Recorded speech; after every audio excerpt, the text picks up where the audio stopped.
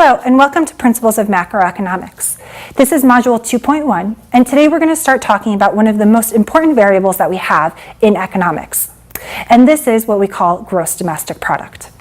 When we think about gross domestic product, it is the market value of all final goods and services produced within a country in a given period of time.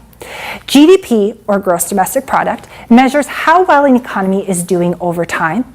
It allows us to compare the economies of different countries. So what is gross domestic product? It is the market value of all final goods and services produced within an economy in a given period of time. Now, it's an important variable that economists look at because it allows us to understand the size of our economy in a given period of time.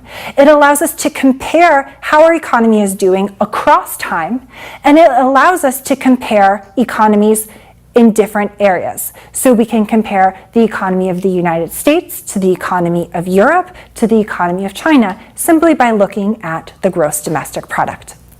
In addition, the GDP allows us to measure the fluctuations in our economy. So let's break down the definition here and understand exactly what GDP is calculating.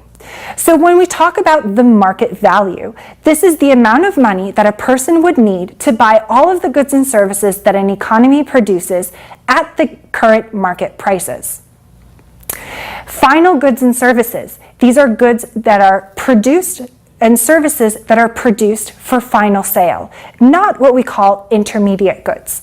Intermediate goods are used in the production of final goods and therefore are already part of the cost of producing the final good and therefore part of the price of that final good. So if we were to calculate the value of both final and intermediate goods, we'd actually be overstating the size of the GDP. In a country, so we're talking about the production of goods and services within the legal boundaries of a country, regardless of who is producing the good or service. So we can have a U.S. citizen producing goods and services in the U.S., part of U.S. GDP, a Canadian citizen producing goods and services in the U.S., part of the U.S. GDP, a U.S. citizen producing goods and services within the Canadian borders, part of Canada's GDP. And finally, in a given period of time, we calculate GDP on an annual basis, and it is reported quarterly. So it gives us a snapshot of how much the country is producing within 1 year. GDP is made up of 4 components.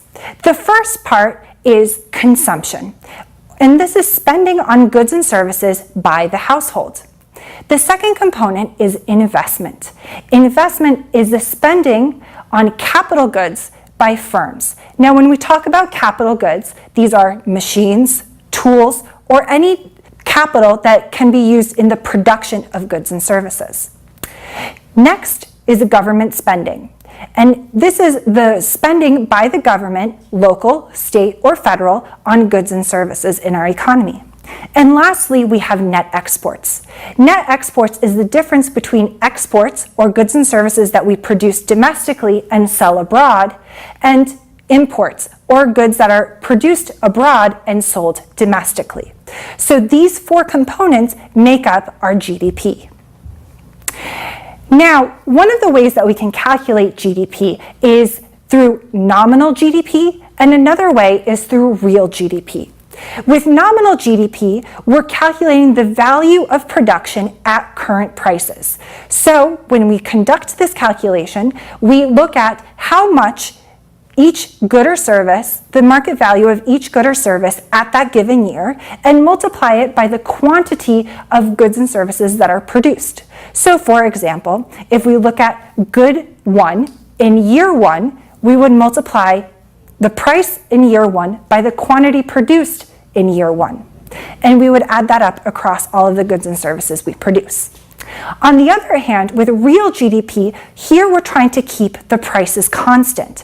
So we're looking at specifically how much is production changing on an annual basis and stripping away the impact of inflation or changes in prices. So we calculate GDP with a base year. So if we have base year 1, and quantity of good 1, we multiply the price of the base year by the quantity produced in that year. This makes a lot more sense if we start to look at an example. So in this scenario, again, here you can pause the video and try to go at it yourself, or you can continue on with me and I will explain it in detail. So let's consider an economy that produces 3 goods: calculators, pens, and paper.